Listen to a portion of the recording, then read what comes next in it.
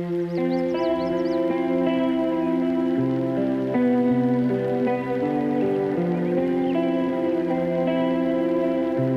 அருமை இரட்சகருமாகிய இயேசு கிறிஸ்துவின் நாமத்தில் உங்கள் எல்லோரையும் வாழ்த்தி வரவேற்கிறேன்.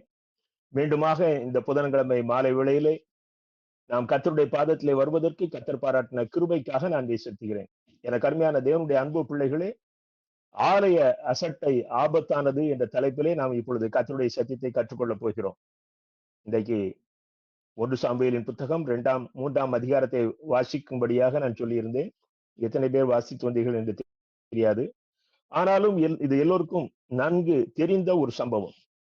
அன்றைக்கு சீலோவில் இருந்த ஆலயத்திலே ஏலி என்ற ஒரு ஆசாரியர் பொறுப்பாக இருந்த பொழுது அவருடைய பிள்ளைகள் எவ்விதமாக அந்த ஆலயத்தில் நடந்து கொண்டார்கள், ஏலி அவருடைய பிள்ளைகளை எவ்விதமாக கண்டித்தார் அல்லது கர்த்தருடைய வார்த்தையை கற்றுக் கொடுத்தார், அந்த ஆலயத்தில் நடந்த சம்பவங்களை நாம் இப்பொழுது சில குறிப்புகளாக பார்க்க போகிறோம். எருசலேம் தேவாலயத்துக்கு முன்பதாக சீலோவிலே கட்டப்பட்ட ஆலயம் தான் அவர்களுக்கு இருந்தது. இஸ்ரவேல் ஜனங்கள் வனாந்திரத்திலே வந்திருந்த பொழுது அவர்கள் கூடாரத்திலே தேவனை தரிசித்தார்கள். அந்த கூடாரம் எப்படி இருக்க வேண்டும் என்று தேவாதி தேவன் அவர்களுக்கு வரைபடத்தை கொடுத்திருந்தார். அவர்கள் கானானுடைய எல்லைக்குள் வந்தவுடனே அவர்கள் முதலில் வந்து நின்ற இடம், யோசுவா தலைமையிலே வந்து நின்ற பூமியினுடைய பெயர் தான் சீலோ. அந்த இடத்திலே அவர்கள் அந்த உடன்படிக்கை பெட்டியை வைக்கிறார்கள். அங்கே தேவனுடைய கூடாரத்தை வைக்கிறார்கள். ஆசரிப்பு கூடாரத்தை அவர்கள் சுமந்து கொண்டு வந்த பொழுது அது முற்றிலுமாக துணிகளால் ஆன ஒரு கூடாரம். ஆனால் இந்த இடத்திலே அவர்கள் இந்த கூடாரத்தை ஸ்தாபித்த பொழுது அங்கே சுற்றுப்புற சுவரை அவர்கள் கட்டினார்கள். அதற்கு கதவுகள் போட்டார்கள். அது ஒரு கட்டிடம் போல மாறியது. இந்த இடத்திலே தான் கிட்டத்தட்ட கடைசி ஆசாரியராக அங்கு ஏலி இருக்கிறார். இந்த ஆலயம் 369 வருஷங்கள் அவர்களுடைய பயன்பாட்டில் இருந்தது என்று சொல்லி வரலாறு சொல்கிறது. அவர்கள் வருஷத்துக்கு ஒரு முறை குடும்பமாக சென்று அதில் ஆதரிப்பதும் மற்றும் அவர்கள் விசேஷித்த பண்டிகைகளை அந்த இடத்திலே ஆராதித்ததும் அங்கே வரலாற்றிலே கூறப்பட்டுள்ளது. எனக்கு அருமையான தேவனுடைய அன்பு பிள்ளைகளே, இந்த ஆலயத்தை இந்த குடும்பத்தார் எவ்விதமாக தேவ நாம மகிமைக்காக பயன்படுத்தி வந்தார்கள், ஜனங்கள் பயன்படுத்துவதற்கு உறுதுணையாக இருந்தார்கள், தேவன் மகிமைப்படும்படியாக இவர்கள் என்னென்ன காரியங்களை செய்தார்கள் என்பதை குறித்து நாம் பார்க்க போகிறோம். நீங்கள் எரேமியா தீர்க்கதரிசியின் புஸ்தகம் 7ஆம் அதிகாரம் 11, 12 வசனங்களை நான் வாசிக்கிறேன். எரேமியா தீர்க்கதரிசியின் புஸ்தகம் 7ஆம் அதிகாரம் 11, 12 வசனங்களை குறித்துக் கொள்ளுங்கள். என் நாமம் தரிக்கப்பட்ட இந்த ஆலயம் உங்கள் பார்வைக்கு கள்ளர் குகையாயிற்றோ, இதோ நானும் இதை கண்டேன் என்று கர்த்தர் சொல்லுகிறார். நானும் இதை கண்டேன் என்று கர்த்தர் சொல்லுகிறார். அதனுடைய அர்த்தம், அதனுடைய புதிய மொழிபெயர்ப்பு என்ன சொல்கிறது?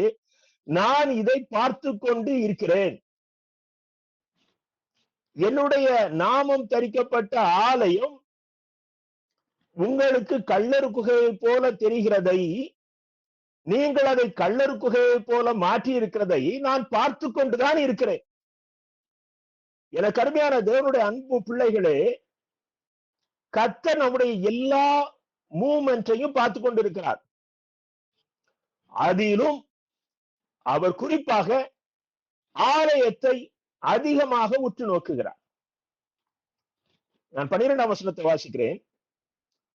நான் முந்தி என் நாமம் விளங்க பண்ணின சீலோவில் உள்ள என் ஸ்தலத்துக்கு நீங்கள் போய் இஸ்ரவேல் ஜனத்தினுடைய பொல்லாப்பு நிமித்தம் நான் அதற்கு செய்ததை பாருங்கள். இப்போ எரேமியா தீர்க்கதரிசியின் காலத்திலே அவர்கள் எருசலேம் தேவாலயத்தை அசட்டை பண்ணுகிறார்கள். அப்பொழுது அவர்களுக்கு அவர் கொடுக்கிற எச்சரிப்பை பாருங்கள். நீங்கள் இந்த ஆலயத்தை கள்ளர் குகையை போல மாற்றிக் கொண்டிருக்கிறீர்கள். நீங்கள் என்ன செய்யுங்கள்? சீலோவுக்கு போங்கள். அங்கே போய் பாருங்கள். நான் அந்த ஆலயத்துக்கு செய்ததை பாருங்கள் என்கிறார். வரலாறு சொல்கிறது 369 ஆண்டுகள் இருந்த அந்த சீலோவின் ஆலயம் ஏலியின் நாட்களில் அழிக்கப்பட்டு போனது என்று சொல்லுகிறது. கருமையான தேவனுடைய அன்பு பிள்ளைகளே, யாக்கோபு அவர் வனாந்திர பயணத்தில் அவர் வரும்போது அவர் ஒரு தரிசனம் பார்க்கிறார். தரிசனத்திலே அங்கே தேவதூதர்கள் வானத்திலிருந்து ஏறுவதும் இறங்குவதையும் அவர் பார்க்கிறார். அப்பொழுது அவர் சொன்ன ஒரு வார்த்தை, இது தேவனுடைய வாசஸ்தலம், இது தேவனுடைய வீடே அல்லாமல் வேறல்ல, இது வானத்தின் வாசல் என்று சொல்லுகிறார். எனக்கு அருமையான தேவனுடைய அன்பு பிள்ளைகளை, அவர் சொல்லுகிற வார்த்தை, இது தேவனுடைய வீடே அல்லாமல் வேறல்ல, இது வானத்தின் வாசல். அப்படியானால் என்ன அர்த்தம்? எந்த இடத்திலே தேவர் வாசம் பண்ணுகிறாரோ அதுதான் பரலோகத்தின் வாசல்.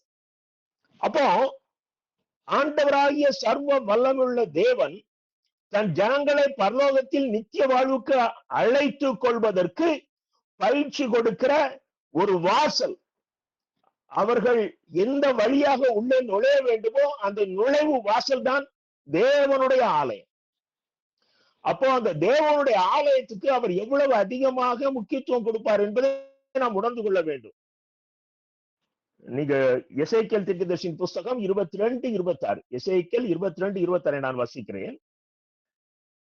அதன் ஆசாரியர்கள் என் வேதத்துக்கு அநியாயம் செய்து என் பரிசுத்த வஸ்துக்களை குலைச்சலாக்கினார்கள். ஆலயத்தில் இருக்கிற அந்த ஆசாரியர்கள் என் வேதத்துக்கு புறம்பாக என் ஆலயத்தில் இருக்கிற அந்த பலி பொருட்களை எப்படி அவர்கள் செய்ய வேண்டுமோ அதை செய்யாமல் அதை பரிசுத்த குலைச்சலாக்கினார்கள். அடுத்த வரியை பாருங்கள். அவர்கள் பரிசுத்தம் உள்ளதற்கும் பரிசுத்தம் இல்லாததற்கும் அசுத்தம் உள்ளதற்கும் அசுத்தம் இல்லாததற்கும் உண்டான வேற்றுமையை காண்பியாமலும் இருந்து என் ஓய்வு நாட்களுக்கு தங்கள் கண்களை மூடிக்கொள்கிறார்கள். அவர்கள் நடுவிலே நான் கனவீனம் பண்ணப்படுகிறேன். என்ன அழகான ஒரு வார்த்தை பாருங்க. அவர்கள் எது பரிசுத்தம் எது அசுத்தம் என்பதை ஜனங்களுக்கு காண்பியாமல் என் ஓய்வு நாளிலே எனக்கு செலுத்த வேண்டிய அந்த பலிகளை அவர்கள் தகுதியாக செலுத்தாததினாலே அவர்கள் ஆலயத்தை அசட்டை பண்ணவில்லை, என்னை கனவீனம் பண்ணுகிறார்கள். எனக்கு அருமையான தேவனுடைய அன்பு பிள்ளைகளே, நாம் எல்லோரும் ஒரு ஆலயத்திலே வாசம் பண்ணி கர்த்தரை ஆராதிக்கிறோம். இத்தனை ஆண்டு காலம் அந்த ஆலயத்துக்குள் இருந்து நாம் வேதத்தை கற்றுக்கொண்டோம். இன்றைக்கு நான் இயேசுவை அறிந்திருக்கிறேன் என்றால் அதற்கு நான் நுழைந்து வளர்ந்த அந்த ஆலயம் தான் முக்கியம்.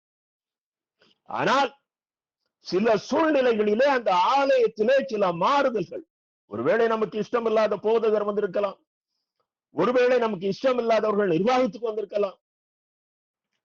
ஆனால் நாம் நமக்கு விருப்பமில்லாத காரியம் நடக்கும் போது நாம் தேவனை வேதனைப்படுத்துகிறபடி அந்த ஆலயத்திலே நடந்திருக்கிறோமா? ரொம்ப முக்கியமான ஒரு கொஸ்டின். எனக்கு விருப்பமில்லாத காரியம் அது தேவனுடைய ஆலயம் தான். அது எந்த ஊர்ல இருந்தாலும் அது தேவனுடைய ஆலயம் தான். அப்போ அந்த தேவனுடைய ஆலயத்திலே எனக்கு விருப்பமில்லாத காரியம் நடந்ததினாலே நான் தேவனை அசட்டை பண்ணுகிற விதமாக நான் ஏதாவது கிரியை செய்திருக்கிறேனா என்று சீர்தூக்கி பாருங்க. ஏனென்றால் இது எல்லாவற்றையும் கர்த்தர் உற்று நோக்கி கொண்டிருக்கிறார். எனக்கு அருமையான தேவனுடைய அன்பு பிள்ளைகளே, எரேமியா தீர்க்கதரிசியின் புத்தகம் அதே அதிகாரம் 7ஆம் அதிகாரம் 14ஆம் வசனத்தை பாருங்க. எரேமியா 7ஆம் அதிகாரம் 14ஆம் வசனம். என் நாமம் தரிக்கப்பட்டதும் நீங்கள் நம்பிக்கை கொண்டிருக்கிறதுமான இந்த ஆலயத்துக்கும், நல்லா கவனிக்கணும், இப்போ தேவன் சற்று கோபத்தோட பேசுகிறார். ஆலயத்துக்கு ஏன் பேரு? ஆனா நீங்க என்ன நம்புறதை காட்டிலும் இந்த ஆலயத்தை ரொம்ப நம்புறீங்க. நீங்கள் நம்பிக்கை கொண்டிருக்கிறதுமான இந்த ஆலயத்துக்கும் உங்களுக்கும் உங்கள் பிதாக்களுக்கும் நான் கொடுத்த ஸ்தலத்துக்கும் நான் சீலோவுக்கு செய்தது போல செய்வேன். தேவன் தம்முடைய பிரசன்னத்தை முதல்ல அந்த ஆலயத்துல வந்து எடுத்துடுறார். நாம் எப்பொழுது தேவனுக்கு கொடுக்க வேண்டிய கனத்தை கொடுக்க தவறுகிறோமோ அப்பொழுது தேவன் தன்னுடைய பிரசன்னத்தை அந்த ஆலயத்திலிருந்து எடுத்து விடுகிறார். எவ்வளவு ஒரு கடுமையான ஒரு காரியம் பாருங்க. எனக்கு அருமையான தேவனுடைய அன்பு பிள்ளைகளே, சீலோவுல அந்த சம்பவம் நடந்து சில 100 வருஷங்களுக்கு பிறகு எரேமியா தீர்க்கதரிசியின் காலத்துல அந்த எருசலேம் ஆலயத்துல அவர்கள் அந்த தங்களுடைய பாவங்களை செய்துவிட்டு தங்கள் குற்றங்களை மறப்பதற்கு ஆலயத்தில் வந்து இது என் ஆலயம், இது என் ஆலயம் என்று சொல்லி அவர்கள் நடிக்கிறதை பார்த்து தேவன் ஒரு மனிதனுடைய ஞாபக சக்தியை போல, ஒரு மனிதனுடைய ஞாபக சக்தி நல்லா கவனிக்கணும். நமக்கு சில நேரத்துல சொல்லுவோம், நீ அந்த காலத்துல நீ சொன்னதான் எனக்கு ஞாபகம் இருக்கு. இப்ப கர்த்தர் பேசுகிறார், அன்றைக்கு சீலோவில இதே போல செய்தார்கள். அப்படியானால் அவருடைய ஆலயத்தை குறித்த காரியங்கள் அவருடைய மனதிலே எவ்வளவு பெரிய பாதிப்பை உண்டாக்கி இருக்கிறது என்று பாருங்கள். ஆலயத்தை அற்பமாக எண்ணிவிடாதிருங்கள். அது ஒரு குடிசை ஆலயமா இருக்கலாம், அது கான்கிரீட் கட்டடமா இருக்கலாம், இல்ல இன்றைக்கு வட இந்திய பகுதிகளில் நடக்கிற வீட்டு திண்ணைகளாக இருக்கலாம். ஆலயம் ஆலயம்தான். எங்கே 2 அல்லது 3 பேர் ஒருமனப்பட்டவர்களாக எங்கே கூடியிருக்கிறார்களோ அவர்கள் மத்தியிலே நான் வாசம் பண்ணுகிறேன். அன்றைக்கு யாக்கோபுக்கு தனித்து தரிசனம் கொடுத்த கர்த்தர் அந்த இடத்துல தரிசனம் கொடுத்தபடினால யாக்கோபு அதை தேவனுடைய வீடு என்று அழைத்தார். எந்த இடத்துல கர்த்தர் பிரசன்னமாக இருக்கிறாரோ அது தேவனுடைய வீடு. அதை அசட்டை செய்வது மிக கடினமான தண்டனையை நமக்கு கொடுக்கிற ஒரு பாவமாக இருக்கும். நீங்க வாசித்திருப்பீர்கள் அந்த 1 சாமுவேல் 2ஆம் 3ஆம் அதிகாரங்களை. எந்த அளவுக்கு தேவன் கோபமாக பேசுகிறார் என்று நீங்க பார்க்கலாம். அங்க ஒரு 3ஆம் அதிகாரத்துல 2ஆம் அதிகாரம் அந்த கடைசி பகுதிகளை பார்ப்பீர்கள். ஏன்னா ஒரு தேவனுடைய மனுஷன் நேரடியாக வந்து தேவன் சொன்ன அத்தனை காரியங்களையும் ஏலியோடு பகிர்ந்து கொள்கிறார். ஒரு குட்டி சாம்பேல் அந்த ஆலயத்துல படுத்திருக்கிறாப்புல, அந்த குட்டி தம்பிக்கு கர்த்தர் ஏலியின் குடும்பத்துக்கு செய்கிறதை வெளிப்படுத்துகிறார். அப்படியானால் அந்த ஆலயத்தில் நடக்கிற அட்டூழியங்களை குறித்து தேவனுடைய மனது எந்த அளவு பாதிக்கப்பட்டிருக்கிறது என்று பாருங்க. நாம ஈஸியா நினைச்சிடறோம், நான் அதை செய்துட்டேன், அந்த கேஸ் போட்டுட்டேன், இதை செய்துட்டேன், இந்த காரியத்தை செய்துட்டேன், நான் அதை எதிர்த்துட்டேன், இதை எதிர்த்துட்டேன். கர்த்தருக்கு கணக்கு கொடுக்கணும். எனக்கு அருமையான சகோதரனே, நீ ஆலயத்திலே செய்த காரியங்களுக்கு கர்த்தருக்கு கணக்கு கொடுக்கணும். நீ எல்லா காரியங்களையும் எனக்கு நியாயம் என்று பட்டது நான் நியாயத்தை செய்தேன் என்று நீ சொல்ல முடியாது. அது கர்த்தருடைய ஆலயம்.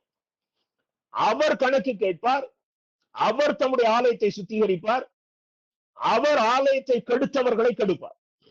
நமக்கு அதுல உரிமை கிடையாது. கருமையான தேவனுடைய அன்பு பிள்ளைகளை 7 குறிப்புகளை விரைவாக நாம் பார்ப்போம். முதலாவது குறிப்பு, ஏழையின் பிள்ளைகள் தேவனுடைய வீட்டை அசட்டை பண்ணினார்கள். ஆலயம் தேவன் தங்கும் வாசஸ்தலம். தேவன் தங்கும் வாசஸ்தலமாகிய ஆலயத்தை ஏழையினுடைய பிள்ளைகள் அசட்டை பண்ணினார்கள். 1 சாமுவேல் 2ஆம் அதிகாரம் 22ஆம் வசனம். 1 சாமுவேல் 2:22.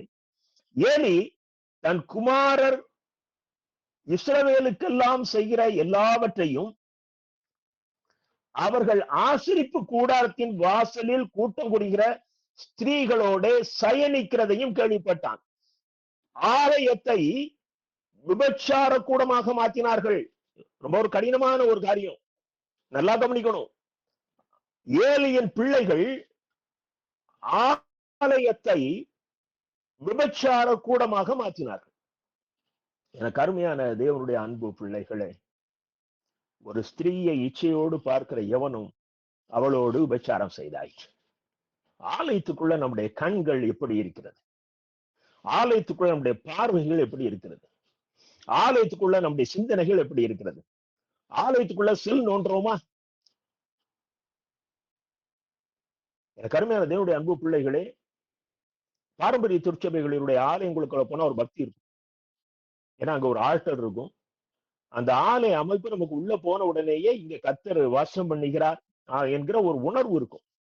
ஆனால் இன்றைக்கு புதிய திருச்சபைகள் இட்ஸ் ஹால், அவங்க அசம்பிளி ஹால் இருந்தால் சொல்லுகிறார்கள். ஆகவே அவர்கள் அந்த கட்டடத்தை ஒரு சாதாரணமாக தேவன் நாம் என நம்ம ஒரு மனதோடு அங்கு கூடி ஆராதிக்கும் போது தேவன் பிரசன்னமாகிறார். ஆகவே அதுதான் ஆலயம் என்று சொல்லுகிறார்கள். நல்லது. ஆனால் அது ஜனங்களுடைய இருதயத்திலே அந்த உணர்வு அவ்வளவு எளிதாக வருவதில்லை. இந்த இடம் பரிசுத்த பூமி என்ற எண்ணம் வருவதில்லை.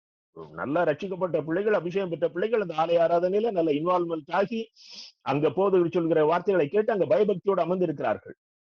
நான் சில பெந்தேகோஸ்தே ஆலயங்களிலே ஆராதனைகளிலே பங்கு பெற்றிருக்கிறேன். நல்ல டீசெண்டா வர்றாங்க, பக்கத்துல உட்கார்ந்து செல்ல நோண்டி கொண்டே இருக்கிறார். பைபிள் கொண்டு வர்றது இல்ல, சிட்டிகள்ல பைபிள் கொண்டு வர்றது இல்ல,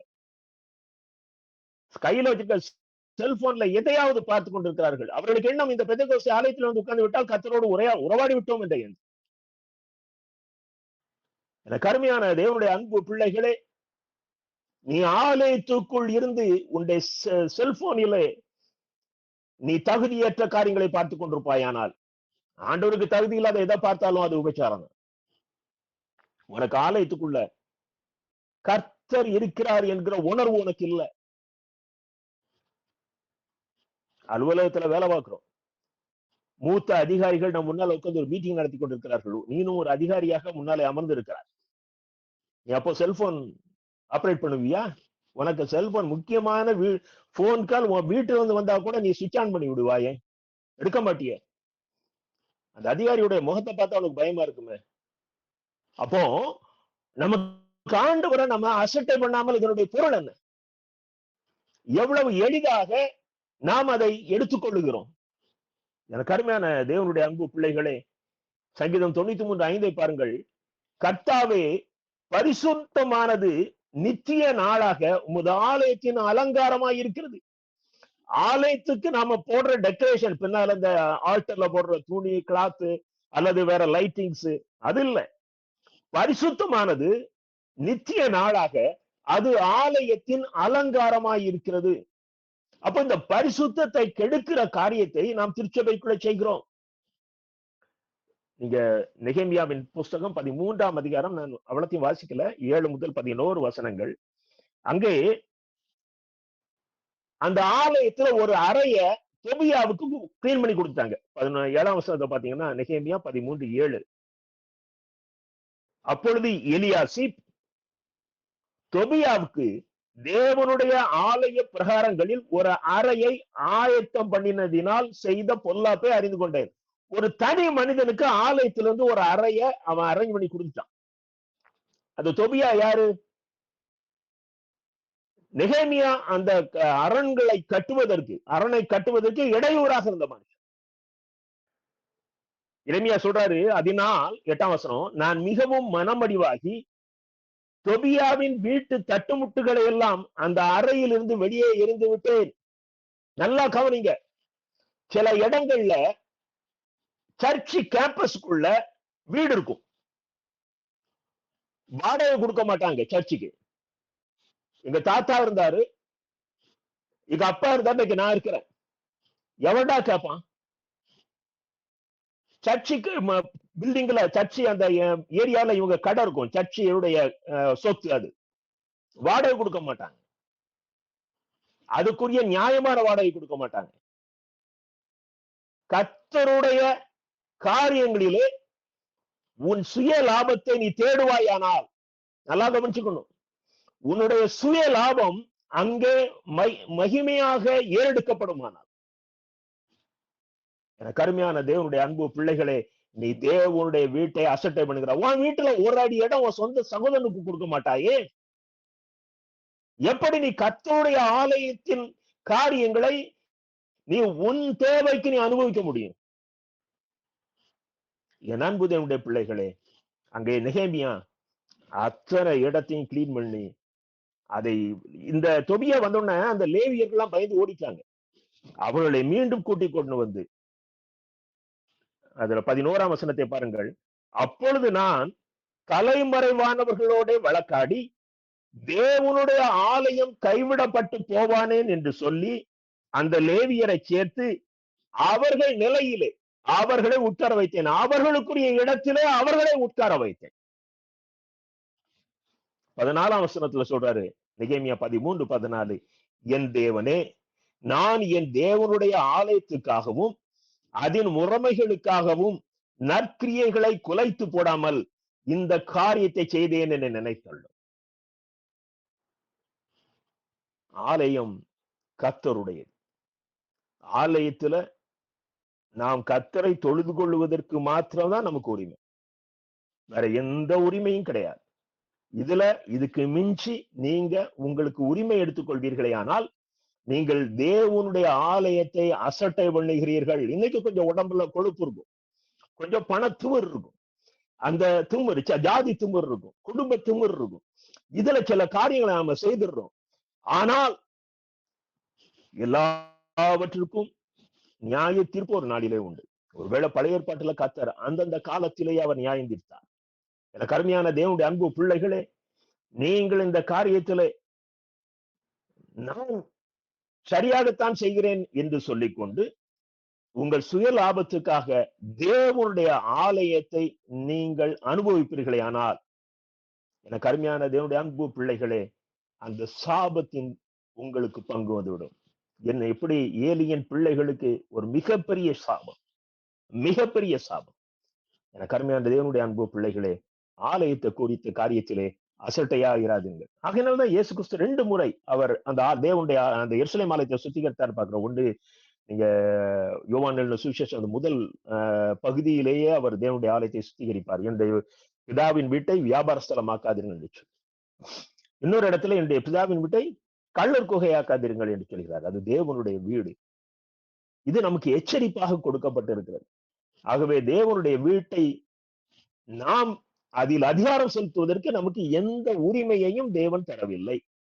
1 தீமோத்தேயு 3:15 1 தீமோத்தேயு 3:15 தேவனுடைய வீட்டிலே நடக்க வேண்டிய வகையை நீ அறியும்படி இவைகளை உனக்கு எழுதுகிறேன். பவுல் சொல்றாரு, நீ தேவனுடைய வீட்டிலே எப்படி நடக்கணும்னு சொல்லி நான் உனக்கு எழுதுகிறேன். அந்த வீடு ஜீவனுள்ள தேவனுடைய சபையாய் சத்தியத்திற்கு தூணும் ஆதாரமுமாய் இருக்கிறது. அது வேத புத்தகமாகிய சத்தியத்திற்கு அதுதான் தூண், அதுதான் ஆதாரம். அந்த வீட்டுல நீ எப்படி நடக்கணும்? ஒருவேளை நீங்கள் ஆலயத்தில் ஏதாவது பொறுப்பில இருப்பீர்களே ஆனால் பயத்தோடும் பக்தியோடும் நடந்து கொள்ள. யார் வேணாலும் உங்களை சுத்தி இருக்கிறவங்க எப்படி வேணாலும் நடந்து போடும். You should be perfect. நீங்கள் பயத்தோடும் பக்தியோடும் நடந்து கொள்ளுங்கள். அதற்குரிய ஆசீர்வாதம் உங்கள் சந்ததி வந்து சேரும். இரண்டாவதாக ஏலியின் பிள்ளைகள் எதை அசட்டை பண்ணினார்கள்? அவர்கள் தேவனுடைய பலிபீடத்தை அசட்டை பண்ணினார்கள். 1 சாமுவேல் 2 15-16 பாருங்கள். கொழுப்பை தகனிக்கிறதற்கு முன்னும் ஆசாரியனுடைய வேலைக்காரன் வந்து பலியிடுகிற மனுஷனை நோக்கி, ஆசாரியனுக்கு பொறிக்கும்படி இறைச்சி கொடு, பச்சை இறைச்சியா அல்லாமல் அவித்ததை உன் கையில் வாங்குகிறதில்லை என்பார். அதற்கு அந்த மனுஷன், இன்று செய்ய வேண்டியபடி முதலாவது கொழுப்பை தகனித்து விடட்டும், பிற்பாடு உன் மன விருப்பத்தின்படி எடுத்துக்கொள் என்று சொன்னாலும் அவன் அப்படி அல்ல, இப்பொழுதே கொடு, இல்லாவிட்டால் பலவந்தமா எடுத்துக்கொள்வேன் என்பான். இந்த பலி தேவனுடைய பலிபீடத்துல செலுத்தப்பட வேண்டிய பலி, பரிசுத்தமான பலி. ஆனால் அதுக்கு பின்னால் உள்ள வசனத்துல பாக்குறோம், அவன் நம்ம ஊர்ல சொல்லுவாங்க சூலாயுதம், அது ரொம்ப பைபிள் அழகா போட்டிருக்கோம், 3 கூறுகள் உள்ள ஈட்டியினாலே இதை குத்தி அவர்கள் எடுத்துக்கொள்வார்களாம். யாரும் அதை குறுக்க நிக்க முடியாது. லேவியராகமம் 3:16-17 பாருங்கள். ஆசாரியன் பலிபீடத்தின் மேல் அவைகளை தகனிக்க கடவன், இது சுகந்த வாசனையான தகன பலி, கொழுப்பு முழுவதும் கர்த்தருடையது, கொழுப்பு முழுவதும் கர்த்தருடையது. ஆனா அந்த கொழுப்பை தான் கர்த்தருக்கு செலுத்தும் என்பதாக பச்சையா எனக்கு கொடுக்கணும்னு சொல்லி ஏலியின் பிள்ளைகள் தங்களுடைய வேலையாட்களை வைத்து ஆலயத்துக்கு வந்த மனிதர்களிடத்திலே அராஜகம் பண்ணினார்கள். பலிபீடம் என்பது தேவனும் மனிதனும் இணைகிற இடம். நாம எந்த இடத்துல முழங்கால் போடுறோமோ அந்த இடம் தான் பலிபீடம். நாம் இப்பொழுது தேவனோடு ஒப்புரவாக போகிறோம், நம்மை தேவனிடத்துல அர்ப்பணிக்க போகிறோம். திருவிருந்து ஆராதனையில பங்கு பெறுறோம். திருவிருந்து ஆராதனையில பங்கு பெறும்போது நமக்கு நாம் நம்மை பலியாக கர்த்தரிடத்துல ஒப்பு கொடுக்கிறோம். ஆகவே வேதத்திலே கர்த்தர் இயேசு கிறிஸ்து நமக்கு கற்றுக் கொடுத்த காரியங்கள், எப்படி நாம் அந்த திருவிருந்திலே பங்கு பெற வேண்டும் என்று அவர் கற்றுக் கொடுத்திருக்கிறார். நாம் தகுதி இல்லாமல் அந்த திருவிருந்திலே பங்கு பெறுவோமே ஆனால் நாம் மாத்திரம் அசுத்தம் அல்ல, நான் அந்த பலிபீடத்துல மதிக்கிறேன்னு அர்த்தம். அந்த பலிபீடத்தை அசட்ட பண்ணுகிறேன் என்று அர்த்தம். நீ ஒரு பெரிய மனிதனை வரவேற்கும் பொழுது நீ அவருக்கு தகுதி இல்லாத வரவேற்பு மாலையையோ அல்லது வஸ்திரத்தையோ அல்லது தட்டிலே பழங்களை வைத்து அவரை வரவேற்கும் போது அதிலே தகுதி இல்லாததை வைப்பியானால் நீ அந்த மனிதனை அசட்டை பண்ணுகிறாய். எனக்கு அருமையான தேவனுடைய அன்பு பிள்ளைகளே, நாம் தகுதி இல்லாமல் திருவிருந்திலே பங்கு வருவோமானால் அது நமக்கு சாதாரணம். இந்த நாட்கள்ல எப்படின்னு எனக்கு தெரியல, ஆனா எனக்கு மது அறிந்து விட்டு திருவிருந்திலே பங்கு பெற்றவர்களை நான் பார்த்திருக்கிறேன். சிகரெட் குடிச்சிட்டு வர்றது சர்வசாதாரணம். ஆலயத்துக்கு வெளியே சிகரெட் குடிச்சிட்டு அதை காலால மிதிச்சுட்டு உள்ள துணிஞ்சு வந்து எடுப்பாங்க. உணர்வு இல்லை, உணர்வு இல்லை. இதைத்தான் இங்கே கர்த்தர் நமக்கு எச்சரிக்கிறார். நீ என்னுடைய பலிபீடத்தை அசட்டை பண்ணுகிறாய். இங்க நீங்க லேவியராம் புத்தகத்துல நாம் பார்க்கிறோம், லேவியராம் 10ஆம் அதிகாரத்துல ஆரோனுடைய குமாரனாகிய நாதாவும் அபியூவும் தன் தன் தூப கலசத்தை எடுத்து அவைகளில் அக்னியையும் அதன் மேல் தூப வர்க்கத்தையும் போட்டு கர்த்தர் தங்களுக்கு கட்டளையிடாத அந்நிய அக்னியை அவருடைய சந்நிதியில் கொண்டு வந்தார்கள். அப்பொழுது அக்னி கர்த்தருடைய சந்நிதியில் இருந்து புறப்பட்டு அவர்களை பட்சித்தது. அது என்ன அந்நிய அக்னியை கொண்டு வந்தார்கள்? நீங்க லேவியராம் அதே 10ஆம் அதிகாரம் 8ஆம் 9ஆம் வசனத்தை நான் வாசிக்கிறேன். கர்த்தர் ஆரோனை நோக்கி, நீயும் உன்னோட கூட உன் குமாரரும் சகாதிருக்க வேண்டுமானால், ஏற்கனவே 2 பேர் இறந்துட்டாங்க, இப்ப சொல்றாரு, ஆசரிப்பு கூடாரத்துக்குள் பிரவேசிக்கிற போது திராட்சரசத்தையும் மதுவையும் குடிக்க கூடாது. இத ஒரு வேத ஒரு ஸ்டடி பைபிள்ல நான் அவங்க என்ன சொல்லியிருக்காங்கன்னா, இந்த ஆரோனுடைய இந்த 2 பிள்ளைகளும் நாதாவும் அபியூவும் அவர்கள் மது அறிந்திருக்க கூடும் என்று சொல்கிறார்கள். என கருமையான தேவனுடைய அன்பு பிள்ளைகளே, அது பரிசுத்த பூமி. உன்னுடைய சிற்றறிவுக்கு தெரிந்த வரையிலே எந்த விதமான தகுதி குறைவும் நீ அந்த பலிபீடத்திலே நீ நிற்கும் பொழுது இல்லாதபடி பாதுகாத்துக் கொள்ள வேண்டும். நீ அப்படி அசட்டையாக வருவாயானால் நீ அந்த பலிபீடத்தை அசட்டை பண்ணுகிறாய் என்று பொருள். எனக்கு அருமையான தேவனுடைய அன்பு பிள்ளைகளே, அவர்கள் தேவனுடைய வீட்டை அசட்டை பண்ணினார்கள், தேவனுடைய பலிபீடத்தை அசட்டை பண்ணினார்கள். மூன்றாவதாக பாருங்கள், அவர்கள் தேவனுடைய பலியை அசட்டை பண்ணினார்கள். பலி, அவங்க செலுத்துகிற பலிகள் தகுதி உள்ளதா இருக்கணும். முதன்மையானதை ஆண்டவருக்கு ஒப்படைக்கணும். முதலாவது விளைந்ததை ஆண்டவருக்கு ஒப்படைக்கணும்.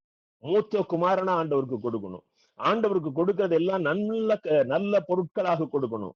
உடல் ஊனமுற்றதை கொடுக்க கூடாது, குறை உள்ளதை கொடுக்க கூடாது. தேவன் தான் எல்லாரிலும் மேலானவர் என்பதை நீ மற்றவர்களுக்கு பறைசாற்றும் விதமாக உன்னுடைய பலி இருக்கணும். நீங்க 1 சாமுவேல் 2ஆம் அதிகாரம் 29ஆம் வசனத்தை பாருங்கள். 1 சாமுவேல் 2ஆம் அதிகாரம் 29ஆம் வசனத்திலே, என் வாசஸ்தலத்திலே செலுத்தும்படி நான் கட்டளையிட்ட என் பலியையும் என் காணிக்கையையும் நீங்கள் உதைப்பானே. தேவன் கேட்கிறார், ஏலி பிள்ளைகளை பார்த்து கேட்கிற வார்த்தையை பாருங்க. என் வாசஸ்தலத்திலே செலுத்தும்படி நான் கட்டளையிட்ட என் பலியையும் என் காணிக்கையையும் நீங்கள் உதைப்பானே. சிலர் ஆலயத்துல பொறுப்புல இருப்பாங்க. அந்த ஆலயத்துல உள்ள பொருட்களை சர்வ சாதாரணமா ஹேண்டில் பண்ணுவாங்க. நல்லா கவனிச்சுக்கிடுங்க, ஆலய கணக்குல பைசா துலிபமா தான் கணக்கு. அதை தொட உனக்கு உரிமை கிடையாது. அது கர்த்தருக்கென்று ஒருவன் கண்ணீரோடு விதைத்த பணம். ஒருவன் 2 காசு போட்டிருப்பான். அப்ப அந்த 2 காசு கணக்கு கரெக்டா இருக்கணும். என கருமையான தேவனுடைய அன்பு பிள்ளைகளே, கள்ள பில் வைத்து ஆலயத்தில் நீ காசு எடுப்பாயானால் உன் சந்ததிக்கு சாபத்தை வருவித்துக் கொள்ளுகிறார். ஆலயத்துக்குள்ள இருந்து எந்த ஒரு பொருளையும் எடுக்க உனக்கு உரிமை இல்லை. அது பலர் அந்த ஆலயத்திற்கு வந்து ஆண்டவரை தொழுது கொண்ட ஜனங்கள் தங்கள் பலியாக தங்கள் வருமானத்திலே மிக கடினமாக உழைத்து வேர்வை சிந்து உழைத்த அந்த பணத்திலே செலுத்தின காணிக்கை அதை மொத்தமா கையில வச்சிருக்கும் போது நீ அற்பமா அதை பாத்துறாத. சிலருக்கு அவங்க கையில இருக்கிற பணம் ரொம்ப அப்படியே பவ்யமையா தெரியும், அது ரொம்ப மகிமையா தெரியும். ஆனா ஆலயத்து பொருட்களை, எனக்கு அருமையானது என்னுடைய அன்பு பிள்ளைகளே, மிக வேதனைக்குரிய காரியம் என்ன என்றால் லட்சக்கணக்கான காணிக்கை பணங்கள் கோர்ட்டுக்கு செலவு செய்யப்படுகிறது. செலவு செய்தவர்கள் ஒரு நாள் கர்த்தருக்கு கணக்கு கொடுத்தே தீர வேண்டும். செலவு செய்தவர்கள் ஒரு நாள் கர்த்தருக்கு கணக்கு கொடுத்தே தீர வேண்டும். என் பிள்ளை என்னுடைய ஊழியத்திற்கு எடுத்தது என்று கொடுத்த காணிக்கையை நீ உன் நாம மைமைக்காக கோர்ட்டுக்கு செலவழித்தாயே, கர்த்தர் கணக்கு கேட்பார். கர்த்தர் கணக்கு கேட்பார். எனக்கு அருமையான தேவனுடைய அன்பு பிள்ளைகளே, தேவனுடைய பலியை அசட்டை பண்ணாதிருங்கள். 1 சாமுவேல் 2ஆம் அதிகாரம் 17ஆம் வசனத்தை பாருங்கள். அந்த வாலிபரின் பாவம் கர்த்தருடைய சந்நிதியில் மிகவும் பெரிதாயிருந்தது. மற்ற மக்கள் கர்த்தரின் காணிக்கையை வெறுப்பாய் எண்ணினார்கள். ஆமா, உனக்கு காணிக்கை கொடுத்தா நீ இது கோர்ட்டுக்கும் உங்க பெயர் புகழ் விளம்பரங்களுக்கும் விளம்பரங்கள். சில சபைகளில அந்த மூத்த குருக்களை வரவேற்பதற்கு செலவு பண்ணுகிற அந்த ஆடம்பரங்கள், திருச்சபையிலே அளிக்கப்படுகிற காணிக்கைகள், அந்த திருச்சபைக்கு உரிய செலவுகள், புதிய திருச்சபைகளை உருவாக்குவதற்கு, மிஷனரி ஊழியம் செய்வதற்கு, ஏழைகளை சந்திப்பதற்கு, அங்கு ஆசாரியத்துவ பணி செய்கிற குடும்பங்களை போஷிப்பதற்கு. என் அன்பு தேவனுடைய பிள்ளைகளே, ஏலியின் பிள்ளைகளுடைய நாட்களிலே இந்த ஜனங்கள் கர்த்தருடைய காணிக்கையை வெறுப்பாய் எண்ணினார்கள். நம்முடைய சர்ச்சில் இந்த பெண்டிகாஸ்ட் சர்ச்சுகள்ல இந்த தசம பாகத்தை ரொம்ப வலியுறுத்தி கூறும்போது சிலருக்கு அது கஷ்டமா இருக்குங்க. மாதம் சில கூலி வேலை செய்கிறவர்கள், வீட்டு வேலை செய்கிறவர்கள் மாதம் ஒரு 10,000 12,000 கஷ்டப்பட்டு சம்பாதிச்சு அவங்க பிள்ளைய படிக்க வைக்கிறது, வீட்டு இது செய்யறது, கணவர் கொண்டு ஒரு சின்ன வருமானம், இதுக்குள்ள அந்த குடும்பத்தை மேனேஜ் பண்ணும்போது நீ தசமபாகம் 1,200 ரூபாய் கொடுக்கலன்னா சாபோன்னு பிரசங்கம் பண்ணுகிறாயே, புதிய ஏற்பாட்டுல எந்த இடத்துல அது இருக்கிறது? புதிய ஏற்பாட்டுல கர்த்தர் நமக்கு கற்றுக் கொடுத்திருக்கிறது, உற்சாகமாய் கொடுக்கிறவனுக்கு தேவன் பிரியமாயிருக்கிறார். காணிக்கையில கெடுபிடியெல்லாம் வாங்க சொல்லி எந்த இடத்துலயும் இல்லை. எங்க ஒரு பக்கம் சர்ச்சில் வந்தாச்சுன்னா சர்ச்சில் கெடுபிடியா 10 தசமபாகத்தை கொடுங்கிறது. இவங்க இங்க கஷ்டப்பட்டு கொடுத்துட்டு போயாச்சுன்னா அங்க ஒருத்தர் நீ ஏன் ஊழியத்துக்கு கொடுக்கலன்னா உனக்கு சாபம்னா அங்க ஒருத்தர் ஒரு கூட்டத்தை நடத்திக்கிட்டு அதுலயும் போய் தம்மா அதுல போய் உட்கார்றாங்க, அங்கேயும் மிரட்டல். கடைசியில வீட்டுக்கு வந்தாச்சுன்னா புருஷன் கேட்கிறாரு, இந்த மாசம் சம்பளம் என்ன ஆச்சு அப்படின்னு. கடைசியில அந்த அம்மா நினைக்குதோ நினைக்கலையோ, புருஷன் என்ன நினைக்கிறான்னா கர்த்தருடைய காணிக்கையை வெறுப்பாய் எண்ணி விடுகிறார். ஒரு மிக நல்ல ஒரு பரிசுத்தவான், பைபிள் படி சர்ச்சை நடத்துற ஒரு பரிசுத்தவான், எனக்கு மிகவும் நான் விரும்பி அவருடைய புத்தகங்களை படிப்பேன். அவர் சொல்கிறார், காணிக்கைய ஒரு நாளும் வலியுறுத்தக்கூடாது. சபையில காணிக்கை குறித்து மெசேஜ் இருக்கக்கூடாது. ஜனங்கள் தங்களை கர்த்தர் ஆசீர்வதித்த நிமித்தம் அவர்களாக அவருடைய மனதில் உற்சாகமா என்ன கொடுக்கிறார்களோ அதற்குரிய ஆசீர்வாதத்தை அவர்கள் வாங்கி கொள்ளட்டும். அதற்கு சபை தடையா இருந்து விடக்கூடாது. எனக்கு அருமையானது என்னுடைய அன்பு பிள்ளைகளே, ஏலியின் பிள்ளைகள் தேவனுடைய பலியை அசட்டை பண்ணினார்கள். தேவனுக்கு பலி செலுத்துவது ஜனங்களுக்கு வெறுப்பாக இருந்தது. மூன்றாவதாக பாருங்கள், 4வதாக அவர்கள் தேவனுடைய ஜனங்களை அசட்டை பண்ணினார்கள். ஆலயத்துக்கு வர்ற பிள்ளைகளுக்கு நம்ம இடையூறாய் இருந்து விடக்கூடாது. நீங்க 1 சாமுவேல் 2ஆம் அதிகாரம் 16ஆம் வசனத்தை பாருங்கள். இப்பொழுதே கொடு, இல்லாவிட்டால் பலவந்தமாய் எடுத்துக்கொள்வேன் என்று மிரட்டினார்கள். அவங்க கேட்கிற நேரம், அவங்க சொல்ற நேரத்துல அந்த பலியை கொடுத்துடணும். இவங்க ஒரு வருஷமா அதற்காக அந்த கண்டுக்குட்டிய அந்த ஆட்டை வளர்த்து அவர்கள் ஆலயத்துக்கு பலி செலுத்த வந்திருக்கிறார்கள். ஆனால் நிம்மதியாக பலி செலுத்த முடியவில்லை. எனக்கு அருமையான தேவனுடைய அன்பு பிள்ளைகளே, அவர்களை மிரட்டுகிறார்கள். ஜனங்களுக்கு ஆலயத்துக்கு போகணும், இந்த தடவை பெஸ்டிவலுக்கு போகணுங்கிறதே அவர்களுக்கு ஒரு வெறுப்பான காரியமாக மாறிவிட்டது. சர்ச்சுக்குள்ள சண்டை போடக்கூடாது. சர்ச்சுக்குள்ள ஜனங்கள் வந்து சந்தோஷமா வந்துட்டு அந்த ஒரு 6 நாட்கள் வேலை செய்த களைப்பு ஆலயத்துக்குள்ள வந்து சந்தோஷமா கர்த்தரை ஆராதிச்சுட்டு ஒருத்தர் கெட்டி அணைச்சு முத்தமிட்டு சந்தோஷமா போகணும். அநேகம் திருச்சபைகள்ல இந்த நாட்கள்ல ஆராதனை முடிந்ததும் டீ கொடுக்குறாங்க. நல்ல பழக்கம்.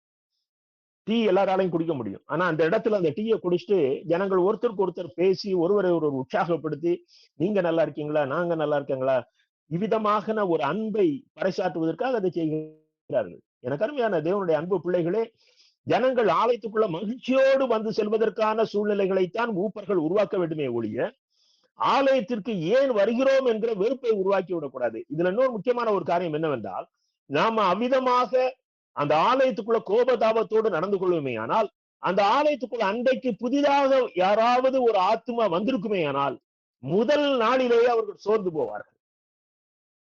என்னுடைய மரத்தடி ஆலயம் இதை விட பரவாயில்லை என்று திரும்பி சென்று விடக்கூடாது. என்னுடைய மரத்தடி ஆலயம் இந்த கட்டட ஆலயத்தை விட பரவாயில்லையே என்று அவர்கள் திரும்பி சென்று விடக்கூடாது. அதைதான் ஆண்டவராய் இயேசு கிறிஸ்து மத்தேயு 18ஆம் அதிகாரம் 6ஆம் 7ஆம் வசனங்களிலே எச்சரிக்கிறார்.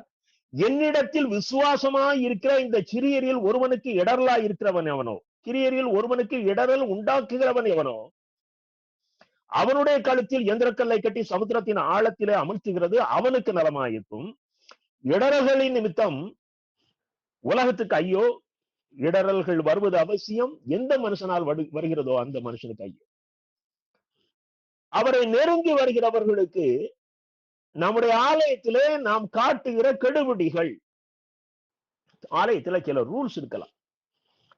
சப்பல் இங்கதான் போடணும், இந்த வாசல் வழியா வந்து உட்காரணும், இப்படித்தான் உட்காரணும், சின்னவங்க முன்னால உட்காரணும், வயதானவங்களுக்கு பின்னால உட்காரணும். இதெல்லாம் ஆலயத்துல ரூல்ஸ். நல்லாம எல்லாருமா வந்து கம்ஃபர்ட்டா உட்கார்றதுக்காக. அப்போ அதை நிர்வகிக்கிற மூப்பர்கள் எந்த ஒரு மனிதனும் மனம் புண்பட்டு விடாதபடி அன்பாக இந்த காரியங்களை செயல்படுத்தணும். ஒரு வாலிப பையனுக்கு அன்னைக்கு கொஞ்சம் கால்ல பிரச்சனை இருக்கும், அவன் வந்து சேர்ல உட்கார்ந்து இருப்பான் பின்னால.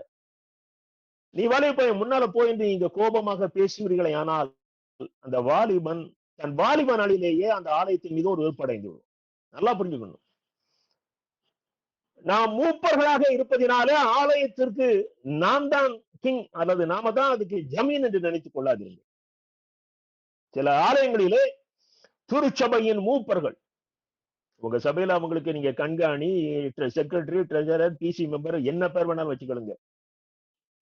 ஆனால் அந்த மூப்பன் தேவனுடைய சாயலை வெளிப்படுத்த வேண்டுமே ஒழிய அவன் திருச்சபைக்குள் லூசிபருடைய சாயலை வெளிப்படுத்துகிறவனாக இருக்கக்கூடாது. ஆகையினால்தான் திருச்சபையின் மூப்பர்கள் ரட்சிக்கப்பட்டவர்களாக இருக்கணும். திருச்சபையின் மூப்பர்கள் ரட்சிக்கப்படவில்லை என்றால் உன் திருச்சபையை ஒரு லூசிபருடைய தூதுவன் தான் நிர்வகிப்பான். என் அன்பு தேவனுடைய பிள்ளையே, தேவனுடைய பிள்ளைகளை அசட்டை பண்ணாதீர்கள். ஆலயத்திற்கு வருகிற தேவனுடைய பிள்ளைகள் ஆசையாக வருகிறார்கள். அவர்கள் சந்தோஷமாக கர்த்தரை தொழுது கொள்வதற்கான சூழ்நிலைகளை உருவாக்கி கொடுங்கள். 5வதாக பாருங்கள், தேவனுடைய ஊழியக்காரரை அசட்டை பண்ணாதிருங்கள். ஆலயத்துல பிரசங்கத்துல சொல்லப்படுகிற வார்த்தைகள் ஒருவேளை உன்னுடைய பாவத்தை உணர்த்துமே ஆனால் கர்த்தர் என்னோடு பேசினார் என்று எடுத்துக்கொள். யாரோ என்னை பற்றி போய் வத்தி வைத்து விட்டார்கள், யாரோ என்னை பற்றி போய் கோல் சொல்லி விட்டார்கள், ஆகவே அவர் பேசிவிட்டார் என்று எடுத்துக்கொள்வீர்களே ஆனால் உங்களுக்குள் பிசாசுடைய ஆதிக்கம் அதிகமாக இருக்கிறது என்று பொருள். ஆலயத்தினுடைய பிரசங்கமிடத்தில் இருந்து வருகிற வார்த்தைகள் கர்த்தர் கொடுக்கிற வார்த்தைகள். நீங்க பாருங்க, அங்க ஏறிதான் ஆசாரியன், தகப்பனார் ஆசாரியன், தகப்பனார் பிள்ளைகளை எச்சரிக்கிறார். நீங்க 1 சாமுவேல் 2ஆம் அதிகாரம் 23 முதல் 25 வசனங்கள். 1 சாமுவேல் 2ஆம் அதிகாரம் 23 முதல் 25 முடிய. ஏலி தன்னுடைய பிள்ளைகளை நோக்கி, நீங்கள் இப்படிப்பட்ட காரியங்களை செய்கிறது என்ன? இந்த ஜனங்கள் எல்லாரும் உங்கள் பொல்லாத நடக்கைகளை சொல்ல கேட்கிறேன். என் குமாரரே வேண்டாம், நான் கேள்விப்படுகிற இந்த செய்தி நல்லதல்ல. கர்த்தருடைய ஜனங்கள் மீறி நடக்கிறதற்கு காரணமாயிருக்கிறீர்கள். மனுஷனுக்கு விரோதமாக மனுஷன் பாவம் செய்தால் நியாயாதிபதிகள் அதை தீர்ப்பார்கள். ஒருவன் கர்த்தருக்கு விரோதமாக பாவம் செய்வானேயாகில் அவனுக்காக விண்ணப்பம் செய்யத்தக்கவன் யார்? இவ்வளவு தெளிவாக ஆசாரியனாகிய ஏலி, அவன் தகப்பனாக இருந்தாலும் அந்த ஆலயத்துக்கு ஆசாரியனாய் இருக்கிறபடினாலே, அவன் தேவனிடத்திலிருந்து வார்த்தைகளை பெற்றுக் கொண்டபடியினாலே அவன் எச்சரித்தும் அவனுடைய பிள்ளைகள் அதை உள்வாங்கிக் கொள்ளவில்லை. நீதிமொழிகள் 15ஆம் அதிகாரம் 5ஆம் வசனம். நீதிமொழிகள் 15:5. மூடன் தன் தகப்பன் புத்தியை அலட்சியம் பண்ணுகிறான். மூடன் தன் தகப்பன் புத்தியை அலட்சியம் பண்ணுகிறான். அவன் பிள்ளைகள் அதை உதறி தள்ளிட்டு போயிட்டாங்க. என் அன்பு தேவனுடைய பிள்ளைகளே,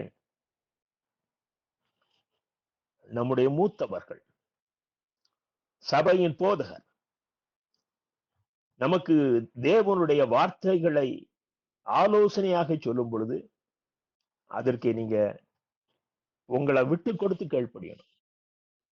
செல்ஃப் ரெஸ்பெக்ட் எல்லாம் சும்மா தேவையில்லாதது. செல்ஃப் ரெஸ்பெக்ட் என்கிட்ட அப்படி பேசிட்டாரு. நம்முடைய தவறுகள் சுட்டி காட்டப்படும் பொழுது அதற்கு நாம் செவி கொடுப்போமே ஆனால் அதுதான் நம்முடைய சந்ததிக்கு நமக்கு ஆசீர்வாதம். 1 தெசலோனிக்கேயர் 4ஆம் அதிகாரம் 1ஆம் வசனத்திலே அப்போஸ்தலனாகிய பவுல் சொல்கிறார் பாருங்கள். 1 தெசலோனிக்கேயர் 4ஆம் அதிகாரம் 1ஆம் வசனம். சகோதரரே, நீங்கள் இன்னின்ன பிரகாரமாய் நடக்கவும் தேவனுக்கு பிரியமாய் இருக்கவும் வேண்டும் என்று நீங்கள் எங்களால் கேட்டு ஏற்றுக்கொண்டபடியே அதிகமாய் தேரும்படிக்கு கர்த்தராகிய இயேசுவுக்குள் உங்களை வேண்டிக் கொண்டு புத்தி சொல்லுகிறோம். எவ்வளவு அழகா சொல்றாரு பாருங்க. நீங்கள் அதிகமாய் தேறுவதற்காக, நீங்கள் முன்னேறுவதற்காக, நீங்கள் வளருவதற்காக நாங்கள் கர்த்தரிடத்திலிருந்து பெற்றுக்கொண்ட வார்த்தைகளை உங்களுக்கு புத்தி சொல்லுகிறோம். 8வது வசனம் 1 தெசலோனிக்கேயர் 4:8. அதை நீ ஏற்றுக்கொள்ளாத பட்சத்தில் ஆகையால் அசட்டை பண்ணுகிறவன் மனுஷரை அல்ல, தமது பரிசுத்த ஆவியை நமக்கு தந்தருளின தேவனே அசட்டை பண்ணுகிறான்.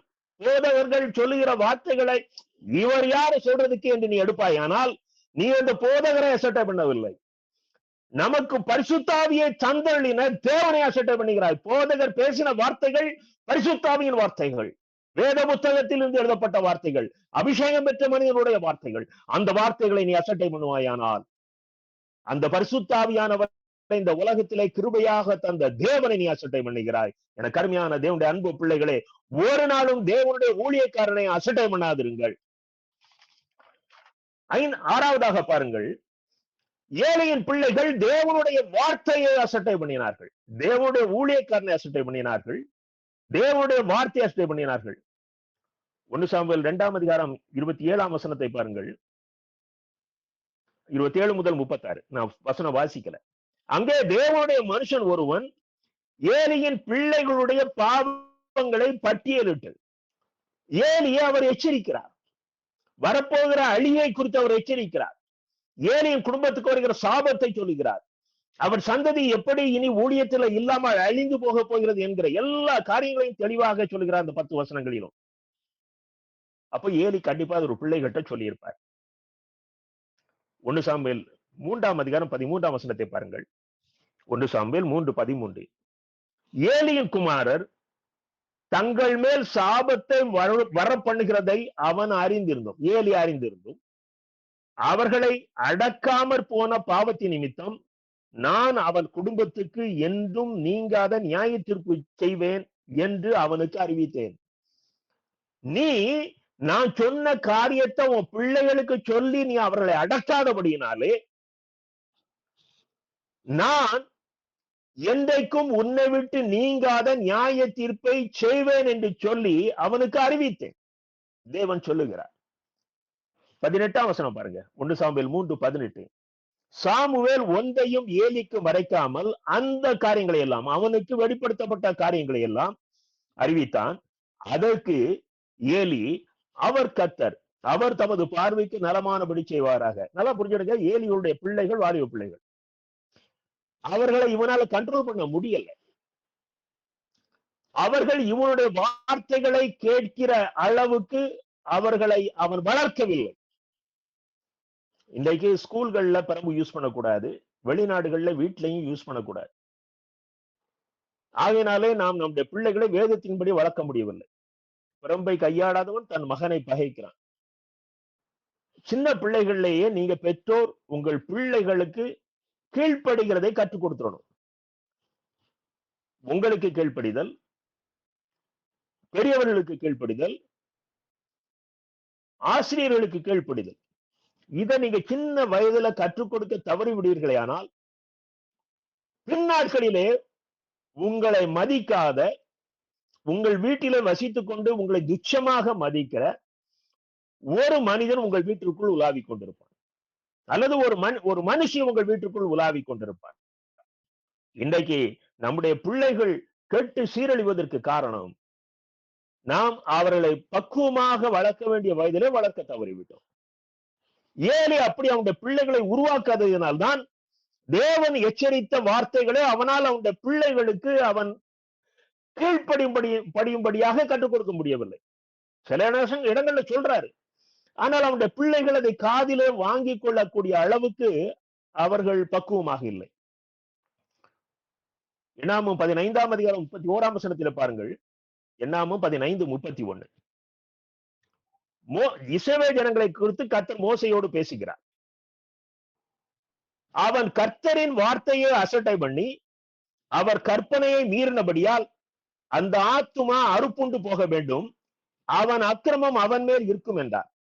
எவன் ஒருவன் கர்த்தருடைய வார்த்தையை மீறுகிறானோ அவன் அந்த இஸ்ரவேல் ஜனங்கள் என்ற ஐக்கியத்துக்குள் இல்லாமல் அவன் அறுப்புண்டு போக வேண்டும் என்றால் அந்த நாட்களிலே அவன் அப்புறப்படுத்தப்பட்டான், அவன் கல்லெறிந்து கொல்லப்பட்டான். ஓய்வு நாள்ல விறகு பொறுக்கிறவன் கல்லெறிந்து கொல்லப்பட்டான். அந்த ஐக்கியத்துக்குள்ளே அவன் இருக்க முடியாது. என கருமையான தேவனுடைய அன்பு பிள்ளைகளே, தேவனுடைய வார்த்தையை ஏலியின் பிள்ளைகள் அசட்டை பண்ணினார்கள். எபிரேயர் 2ஆம் அதிகாரம் 3-4ஆம் வசனத்தை பாருங்க. எபிரேயர் 2ஆம் அதிகாரம் 3-4ஆம் வசனம்.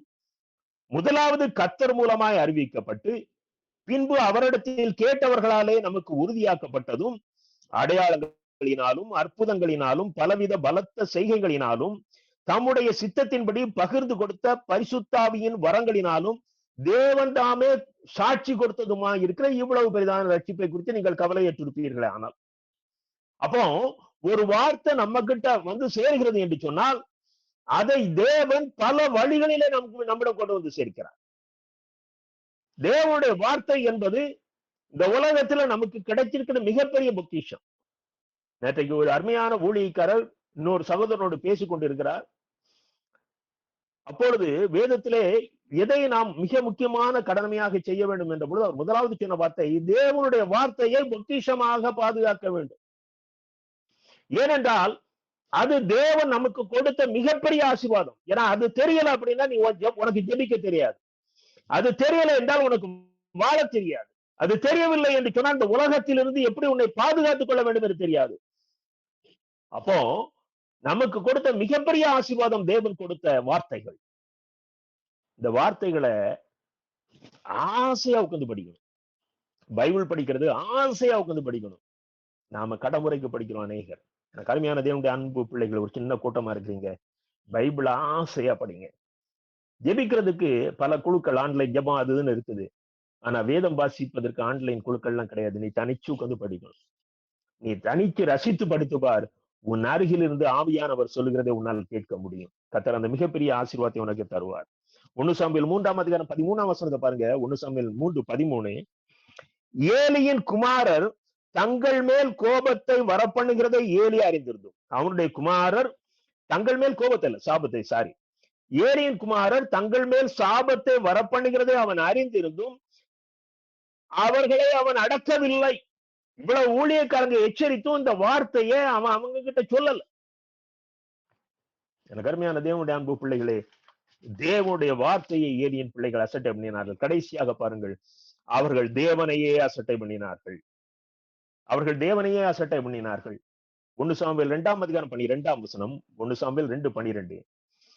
ஏலியின் பிள்ளைகள் பேலியாளின் மக்களா இருந்தார்கள். ஒரு ஊழியக்காரன் பிள்ளைகளை எப்படி வளர்த்திருக்கிறான்? புசாசு மக்களா வளர்த்திருக்கான். ஏலியின் பிள்ளைகள் பேலியாளின் மக்களா இருந்தார்கள். போதகருடைய வீட்டுக்குள் பரிசுத்தவான்கள் வந்தால் கொஞ்ச நேரம் உட்கார்ந்து பேசலாம். அயோக்கியர்களும் திருச்சபையை கெடுக்கிறவர்களும் வருவார்களே ஆகில் அவர்களை வாசலில் நிற்க வைத்து பேசி அனுப்பிவிடுகிறது நல்லது. ஏனென்றால் நம் வீட்டுக்குள், அந்த போதகருடைய வீட்டுக்குள் இருக்கிற பிள்ளைகள் பரிசுத்தமாக வளர வேண்டுமே. போதகருங்கிறனால சபைக்குள்ள இருக்க எல்லாரும் வருவாங்க, குடிகாரன் வருவான், எல்லாரும் வருவாங்க. ஆனா அந்த வீட்டுக்குள்ள எல்லாரையும் அலோவ் பண்ணிடக்கூடாது. ஏனென்றால் போதகர் தெய்வ சாயலை உடையவர், தன்னுடைய சந்ததியும் அதே சாயலில் உருவாக்கணும். அதுக்கு தடையா இருக்கிற எந்த காரியத்தையும் அனுமதிக்க கூடாது. ஏலியின் பிள்ளைகள் பேலியாளின் மக்களா இருந்தார்கள். அவர்கள் கர்த்தரை அறியவில்லை. வசனம் சொல்லுது, அவர்கள் கர்த்தரை அறியவில்லை. அப்போ இந்த ஊழியக்காரன் இந்த பிள்ளைகளுக்கு கர்த்தரை கற்றுக் கொடுக்கல. எனக்கு அருமையான தேவனுடைய அன்பு பிள்ளைகளே, எவ்வளவு ஒரு கடினமான காரியம். நம்முடைய சபைகள்ல மூப்பர்களுடைய பிள்ளைகள் எப்படி இருக்கிறார்? போதவர்களுடைய பிள்ளைகள் எப்படி இருக்கிறார்கள்? 1 சாமுவேல் 2ஆம் அதிகாரம் 30ஆம் வசனத்தை பாருங்கள். கடைசி வரிகள், என்னை கனம் பண்ணுகிறவர்களை நான் கனம் பண்ணுவேன், என்னை அசட்டை பண்ணுகிறவர்கள் கனவீனப்படுவார்கள் என்று கர்த்தர் சொல்கிறார். ரொம்ப வேதனையோடு சொல், என்னை கனம் பண்ணுகிறவர்களை நான் கனம் பண்ணுவேன்.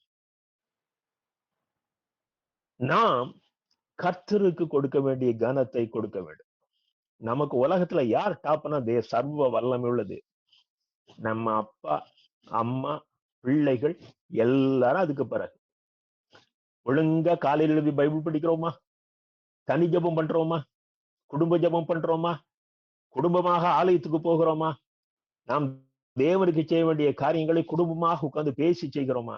எனக்கு அருமையான தேவனுடைய அன்பு பிள்ளைகளே, ஏன் பிள்ளைகள் இன்றைக்கு பெற்றோருக்கு கீழ்ப்படிவதில்லை என்றால், பிள்ளைகளை வளர்க்க வேண்டிய வயதிலே நாம் அவர்களை சரியாக வளர்க்கவில்லை. பிள்ளைகளுக்கு சத்தியத்தை கற்றுக் கொடுக்கவில்லை. உங்க பிள்ளைகளை பார்த்து கேட்கிறீங்களா, இன்னைக்கு பைபிள் படிக்கான்னு கேட்கிறீங்களா? பிள்ளைகளுக்கு வேத புத்தகங்களை வாங்கி கொடுக்கிறீர்களா? பிள்ளைகளோடு இயேசுவை குறித்து பேசுகிறீர்களா? சத்தியத்தை பேசுகிறீர்களா? எனக்கு அருமையான தேவனுடைய அன்பு பிள்ளைகளே, கர்த்தருடைய மிகப்பெரிய கிருபையினாலே நான் தாழ்மையோடு சொல்கிறேன், என்னுடைய பிள்ளைகளிடத்திலே நான் அதிகமாக பேசுகிற வார்த்தை, பைபிள் படிச்சியா? பைபிள் டிவோட் பண்ணுனியா? ஜெபம் பண்ணுனியா? எவ்வளவு நேரம் பைபிள் டிவோட் பண்ணா? நீனும் உன் மனைவி உட்கார்ந்து படிச்சீங்களா? நீனும் உன் புருஷன் உட்கார்ந்து படிச்சீங்களா? இதுதான் என் பிள்ளைகிட்ட நான் அதிகமாக பேசுகிற வார்த்தை. ஏனென்றால் நான் ஒரு நல்ல சந்ததியை உருவாக்குவேன் என்றால் என் சந்ததி இன்னும் நல்ல சந்ததியை உருவாக்கும். எனக்கு அருமையான தேவனுடைய அன்பு பிள்ளைகளே, வார்த்தை கேட்பதற்காக அல்ல, வாழுவதற்கு பயன்படுத்துவதற்கு. இன்னைக்கு கேட்ட அந்த வார்த்தைகள் இந்த 35 குடும்பங்களுக்கும் 36 குடும்பங்களுக்கும் ஆசீர்வாதமாக இருக்கட்டும். எனக்கு அருமையான தேவனுடைய அன்பு பிள்ளைகளே, நீங்கள் தேவனுடைய வீட்டை அலட்சியப்படுத்தி விடாதீர்கள். நீங்கள் தேவனுடைய பலியை அலட்சியப்படுத்தி விடாதீர்கள். தேவனுடைய பலிபீடத்தை அசட்டை பண்ணி விடாதீர்கள். தேவனுடைய ஊழியக்காரரை அசட்டை பண்ணி விடாதீர்கள். தேவனுடைய வார்த்தையை அசட்டை பண்ணி விடாதீர்கள். ஆலயத்துக்கு வருகிற உங்களோடு வந்து அமர்ந்திருக்கிற தேவனுடைய சனங்களை, உங்கள் சக விசுவாசி அலட்சியம் பண்ணி விடாதீர்கள். தேவனை அசட்டை பண்ணி விடாதீர்கள். கலாத்தியர் 6ஆம் அதிகாரம் 7ஆம் 8ஆம் வசனங்களை பாருங்கள். கலாத்தியர் 6, 7, 8. மோசம் போகாதீர்கள், தேவன் தம்மை பரியாசம் பண்ண விட்டார். நல்லா கவனிங்க, நீ தேவனை பரியாசம் பண்ண அவர் அனுமதிக்க மாட்டார். மோசம் போகாதிருங்கள், தேவன் தம்மை பரியாசம் பண்ண விட்டார். மனுஷன் எதை விதைக்கிறானோ அதையே இருப்பான். மனுஷன் எதை விதைக்கிறானோ அதையே இருப்பான். மாம்சத்திற்கென்று விதைக்கிறவன் மாம்சத்தினால் அழிவை அறுப்பான். ஆவி கண்டு விதைக்கிறவன் ஆவியினாலே நித்திய ஜீவனை அறுப்பான். எனக்கு அருமையான தேவனுடைய அன்பு பிள்ளைகளே, நீங்கள் நித்திய ஜீவனை அறுக்க வேண்டும். நீங்கள் நித்திய ஜீவனை அறுவடை செய்ய வேண்டும். நீங்கள் நித்தியமாக வாழ வேண்டும். 2 கொரிந்தியர் 2 நாளாகமம் 6ஆம் அதிகாரம் 20ஆம் வசனத்தை பாருங்கள். 2 நாளாகமம் 6ஆம் அதிகாரம் 20ஆம் வசனம். ஆலயத்தின் மேல் தேவனுடைய கண்கள் இரவும் பகலும் நோக்கி கொண்டிருக்கும். ஆலயத்து மேல கர்த்தருடைய கண்கள் நோக்கி கொண்டிருக்கிறது. அது எந்த ஆலயமாக இருந்தாலும் சரி, கர்த்தர் அந்த ஆலயத்தை உற்று நோக்கி கொண்டிருக்கிறார். ஏனென்றால் அது அவருடைய ரத்தத்தினாலே கழுவப்பட்ட பிள்ளைகள் கூடியிருக்கிற குடும்பம். எனக்கு அருமையான தேவனுடைய அன்பு பிள்ளைகளே, இது எல்லா ஜனங்களுக்கும் ஜெப வீடு. கண்களை மூடி ஜெபம் செய்வோம். Thank you Jesus. அன்பின் ஆண்டவரே, இந்த அருமையான நாளின் இரவு வேளைக்காக நன்றி செலுத்துகிறேன். உடைய பிள்ளைகளோடு நீர் பேசின வார்த்தைகளுக்காக நன்றி சுவாமி. இன்றைக்கு எங்களுடைய இருதயம் சுத்திகரிக்கப்படட்டும். நான் ஆலயத்துக்குள் என்னுடைய மகிமையை தேடுகிறேன், என் கர்த்தரின் மகிமையை தேட தவறிவிட்டேன். என் கர்த்தரை கனப்படுத்துவதை தவறிவிட்டேன். என்னை மன்னியும், என்னை மன்னியும். நீர் பெருகவும் நான் சிறுகவும் வேண்டும். நாங்கள் கேட்ட வார்த்தைகளை கேட்டு அதற்கு கீழ்ப்படிந்து நடக்க உதவி செய்யும். இங்கு வந்திருக்க ஒவ்வொரு சகோதரனையும் சகோதரியையும் அவருடைய குடும்பத்தையும் கர்த்தர் உம்முடைய குடும்பமாக மாற்றும். ஏலியின் குடும்பத்துக்கு வந்த எந்த சாபமும் நாங்கள் தவறு செய்திருந்தாலும் வராமல் எங்களுக்கு ஒரு மன்னிப்பை கொடுத்து மீண்டும் நாங்கள் அந்த ஆசீர்வாதத்தின் பாதையிலே நித்திய ஜீவனை சுதந்திரிக்கிற பாதையிலே செல்ல எங்களுக்கு உதவி செய்யும். உண்மை நாங்கள் அறிய வேண்டிய பிரகாரமாக அறிந்து கொள்ள உதவி செய்யும். இந்த கரத்துல எங்களை தாழ்த்தி ஒப்பு கொடுக்கிறோம். கர்த்தர் எங்களை பொறுப்படுத்திக் கொள்வீராக, எங்களை ஆசீர்வதிப்பீராக. இயேசு கிறிஸ்துவின் மூலம் வேண்டிக் கொள்கிறோம் பிதாவே, ஆமென். என் ஆத்துமாவே கர்த்தரை ஸ்தோத்திரி, என் முழு உள்ளமே அவருடைய பரிசுத்த நாமத்தை ஸ்தோத்திரி. என் ஆத்துமாவே கர்த்தரை ஸ்தோத்திரி, கர்த்தர் செய்த சகல வல்லமைகள். ஆமென், ஆமென்.